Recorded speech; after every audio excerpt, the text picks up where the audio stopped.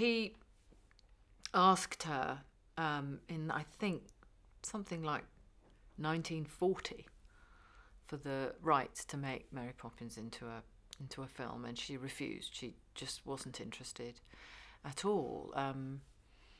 And actually, he asked her pretty much yearly for 20 years. And in the end, it was because she had run out of money. She didn't have any money. And she was facing the possibility of losing her house in London, and she really wanted to hold on to it. And so she had a very persuasive agent who said, you know, look, it's fine. You go over and you control the script. You have absolutely last word on the script. It was the first time Disney had ever given any person, any author, final word on a script.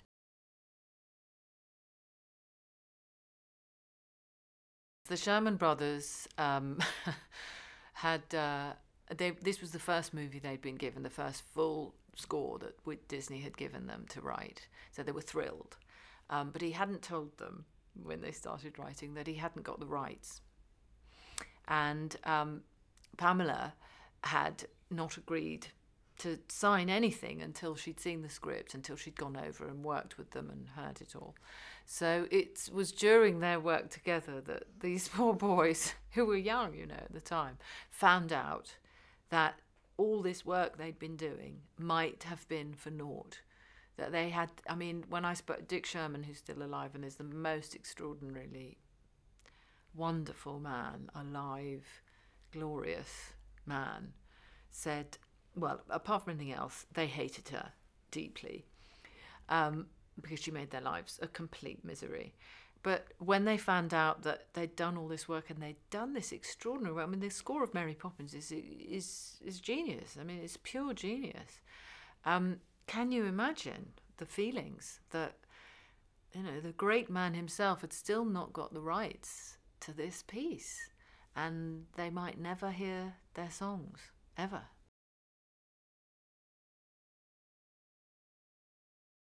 It's just very funny because she's so frustrating, and it's this one little middle-aged woman coming in and bringing the whole of the Disney Corporation to a grinding halt. I mean, they're all just, way, oh God, it's all so exciting, and we're going to make this movie, and it's going to be so great. It's going to be the greatest thing you've ever seen. And she's just, no, I'm so sorry, but that's not how it's going to be.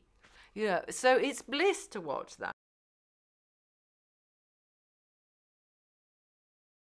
It's difficult to imagine anybody but Tom playing Walt Disney, and actually when this was all being cast, I did ring him up and say we'd known each other for a long time because we've got lots of mutual friends, and we'd always said it would be wonderful to do something together, but it's very difficult to work out what we could do. You know, we didn't want to do anything.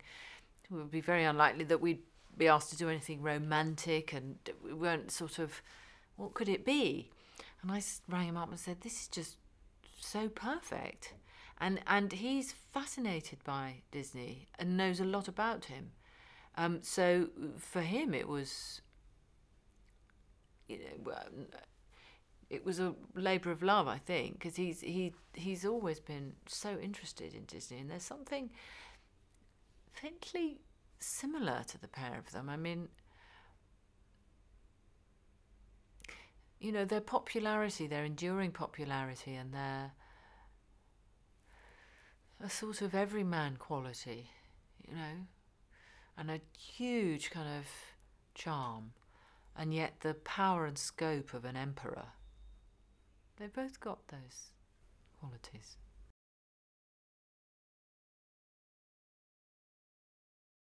B.J. Novak played Bob Sherman, Jason Schwartzman plays Dick Sherman, and Bradley Whitford plays Don DeGrady. So we've got three of the sharpest comic minds in the, you know, the pantheon, really, from America. I mean, they're all so, like, you know, scalpers. They're so funny and so original, all three of them. And perfect, therefore, for those guys.